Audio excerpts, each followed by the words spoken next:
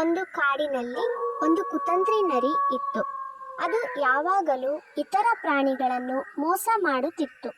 ಒಂದು ದಿನ ಒಂದು ಕಾಗೆ ತನ್ನ ಬಾಯಿಯಲ್ಲಿ ದೊಡ್ಡ ಚೀಸ್ ತುಂಡು ಹಿಡಿದು ಮರದ ಮೇಲೆ ಕುಳಿತಿತ್ತು.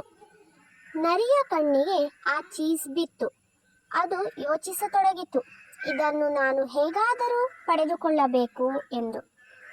ನರಿ ಮರದ ಕೆಳಗೆ ಹೋಗಿ ಹೇಳಿತು, ಅಯ್ಯೋ ಕಾಗೆ, ನಿನ್ನ ಧ್ವನಿ ತುಂಬಾ ಸಿಹಿಯಾಗಿದೆಯಂತೆ ಕೇಳುತ್ತಿದೆ.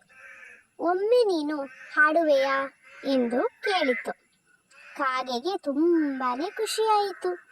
ನನ್ನ ಧ್ವನಿ ಅಷ್ಟೊಂದು ಸಿಹಿಯಾಗಿದೆಯೇ?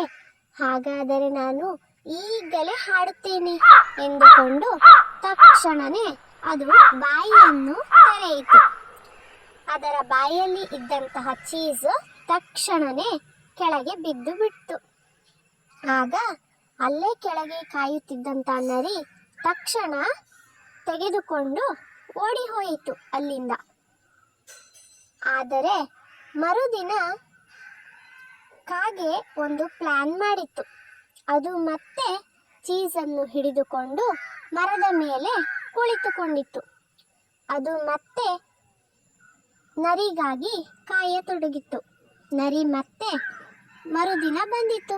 ಅದೇ ರೀತಿ ಕಾಗೆಯನ್ನು ಹೊಗಳಲು ಶುರು ಮಾಡಿತು. ಆದರೆ ಈ ಬಾರಿ ಕಾಗೆ ಬಾಯಿ ತೆರೆಯಲೇ ಇಲ್ಲ. ಅದು ಚೀಸನ್ನು ಕಾಲಿನಿಂದ ಬಿಗಿಯಾಗಿ ಹಿಡಿದುಕೊಂಡಿತು. ನರಿ ಎಷ್ಟೇ ಪ್ರಯತ್ನ ಮಾಡಿದರೂ ಚೀಸ್ ಸಿಗಲೇ ಇಲ್ಲ. ಕೊನೆಗೆ ನರಿ ನಾಚಿಕೊಂಡು ಅಲ್ಲಿಂದ ಹೋಗಿಬಿಟ್ಟಿತು. ಇದರ ಅರ್ಥ, ಒಮ್ಮೆ ಮೋಸವಾದರೆ ಅದು ನಮ್ಮ ತಪ್ಪಲ್ಲ, ಆದರೆ ಎರಡನೇ ಬಾರಿಯೂ ಮೋಸವಾದರೆ ಅದು ನಮ್ಮದೇ ತಪ್ಪಾಗುತ್ತದೆ.